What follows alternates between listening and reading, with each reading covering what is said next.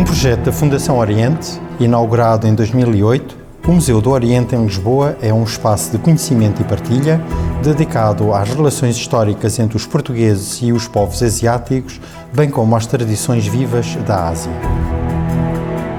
Sejam bem-vindos ao Museu do Oriente.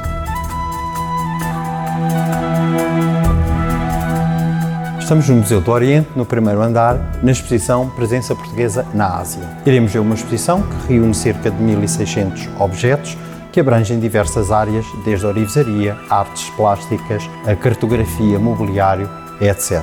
O que se pretende com esta exposição é mostrar testemunhos de uma convivência cultural ocorrida pelo menos desde 1498 com a chegada de Vasco da Gama à Índia através da descoberta do caminho marítimo. As peças expostas testemunham os processos históricos desencadeados pelas explorações marítimas portuguesas da costa oeste de África ao Japão a partir da descoberta da Rota do Cabo em 1498. Através dos entrepostos comerciais estabelecidos pelos portugueses em Goa, Malaca, Sião e Macau, circulavam pela nova rota atlântica várias mercadorias, como as especiarias e as porcelanas, mas também pessoas, ideias e influências estéticas. Daqui resultou um diálogo muito rico e uma produção material única. Goa foi ainda sede do Patriarcado do Oriente e das ordens religiosas que evangelizavam a África Oriental e a Ásia. A arte cristã indo-portuguesa resulta de uma miscigenação estética, técnica e funcional. Goa e Ceilão tornam-se importantes centros de produção destas peças, quer para consumo dos ocidentais a viver no território, quer para importar para uma Europa ávida de produtos exóticos e luxuosos, como a tartaruga, o coco, a laca, a filigrana de prata ou a madrepérola. Estamos perante um dos mais bonitos exemplares de biombos Namban aqui do Museu do Oriente. Neste caso, temos um do período Edo e que representa a chegada do grande navio negro de comércio vindo de Macau, a que os japoneses chamavam de Kurofan. Vemos a chegada dos portugueses, sendo recebidos por uma comitiva japonesa que é liderada por 2 jesuítas. Reparem que a comitiva portuguesa é constituída essencialmente por africanos e malaios e chama a vossa particular atenção para a galinha, para o coelho nele representado, porque são animais exóticos e estranhos aos japoneses, uma vez que nunca os tinham visto e que somos nós quem os introduz no Japão pela primeira vez. Este capacete Namban é uma das peças mais singulares deste núcleo. É um objeto fabricado para um mercado interno japonês, testemunho da curiosidade e fascínio que o Ocidente despertou no Japão. No mobiliário litúrgico, os oratórios e estantes de missal estão ligados à introdução do cristianismo no território pela Companhia de Jesus. Estas tipologias europeias eram construídas e decoradas com as técnicas tradicionais locais, como a laca e os embutidos em madrepérola. Também na China se fazia sentir a ação evangelizadora dos jesuítas desde a primeira metade do século XVI. Reflexo disso são as peças de cariz religioso, das quais destacamos um biombo de Coromandel com cenas da vida de Cristo e esculturas de 2 mártires asiáticos, claramente influenciados pelo processo de acomodação cultural. O Porto de Macau ocupa uma posição privilegiada, especialmente a partir de 1557, altura em que as autoridades chinesas concedem aos portugueses o direito de aí estabelecer uma base regida por leis portuguesas. Daqui, os mercadores portugueses chegavam aos mais variados destinos do Sudeste Asiático e daqui partia a emblemática nau do trato para o Japão. Sob controle português, Macau permaneceria até 1685 o único porto em território chinês aberto a estrangeiros. Por Macau passavam produtos de luxo como sedas, biombos e outro mobiliário requintado, assim como lacas, leques, esmaltes e porcelanas de exportação.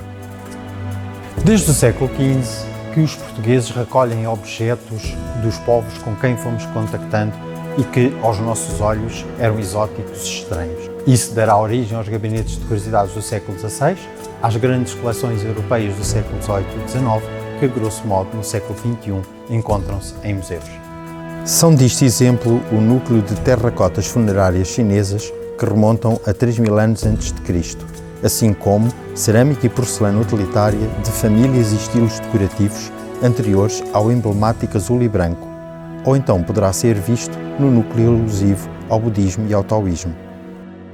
Inserem-se ainda aqui as coleções de Camilo Peçanha e Manuel Teixeira Gomes, exemplos do colecionismo de arte de finais do século XIX e inícios do XX, refletindo o interesse e o estudo dos respectivos colecionadores, quer na língua, quer na civilização chinesa e japonesa. Da ilha de Timor-Leste, temos ainda um importante espólio alusivo às tradições culturais deste território, em especial as que versam o culto dos antepassados e as representações rituais de poder e do sagrado. O seu impacto no cotidiano das comunidades tradicionais timorenses traduz-se em objetos como insígnias de poder, estatuária, máscaras e baixos relevos funerários ou objetos rituais. Terminamos a nossa visita à exposição Presença Portuguesa na Ásia, junto a estes 3 belos exemplares de armaduras japonesas do período Edo. Chama a vossa particular atenção para o design desta, onde já se vê a influência ocidental na cota de malha na elaboração da mesma.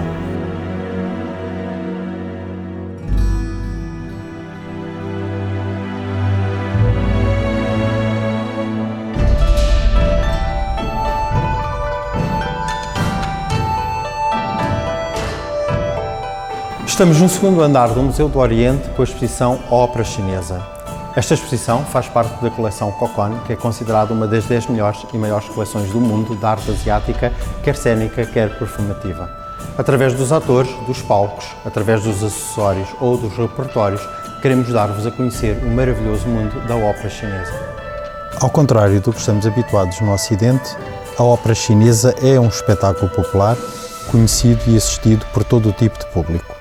Com origens que remontam a finais do século XI, a ópera chinesa atingiu o seu auge e consolidou a sua forma a partir da dinastia Yuan no século XIII. Sempre se realizou em palcos montados ao ar livre, em praças, vai incorporando ao longo dos séculos outras expressões performativas como ritos e danças propiciatórias e exorcistas, acrobacias, baladas e récitas orais ligadas a entretenimentos populares de rua e rituais religiosos.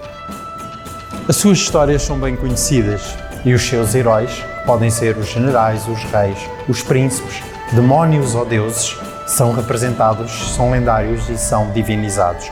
Quando a ópera chinesa os representa, não só está a relembrar à população esses grandes feitos do passado, como também transmite determinadas normas, quer morais, quer éticas.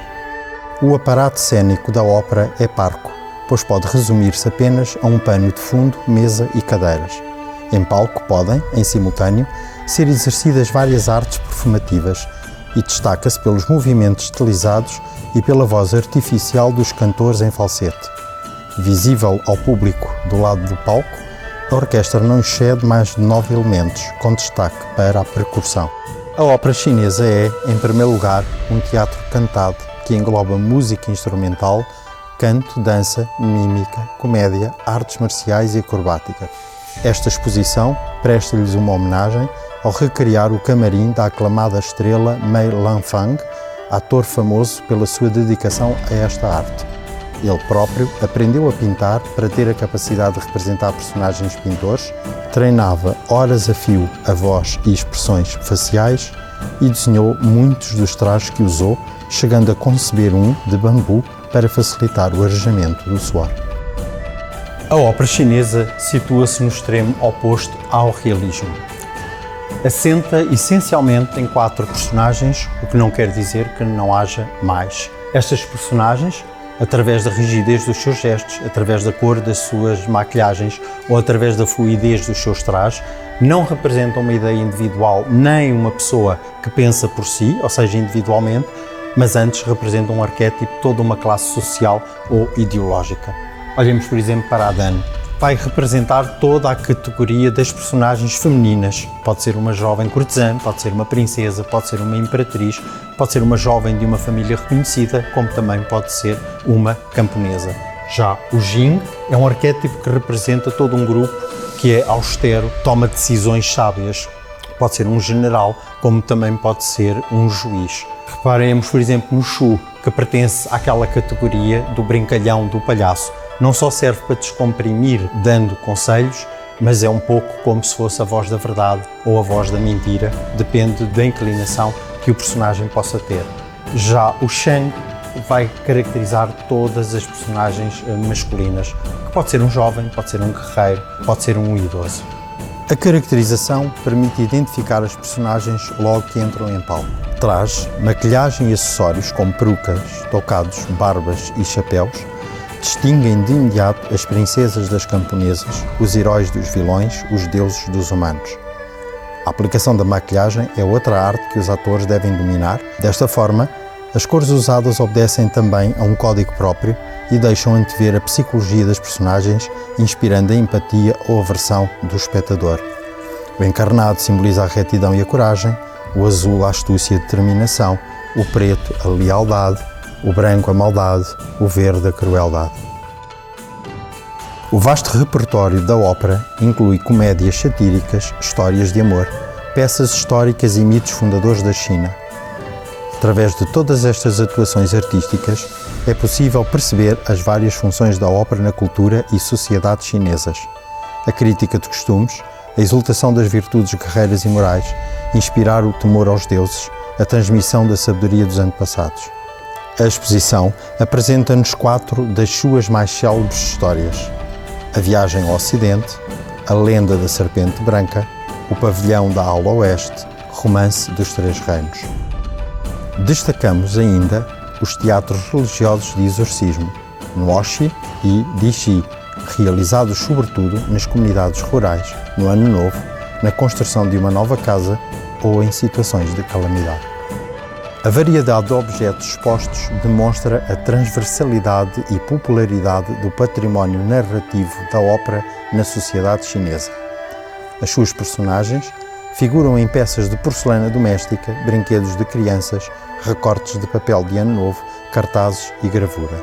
Os discos de vinil tornaram-se outra forma de difundir estas histórias, sendo a Fundação Oriente detentora de uma grande e rica coleção deste legado cultural.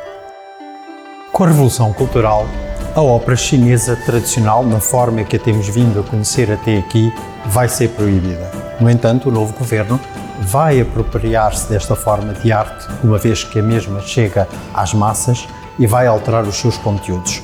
Escrevem-se 8 novas óperas, as chamadas Wangbashi, cujo conteúdo não é a exaltação do príncipe ou do imperador, do deus ou do demónio.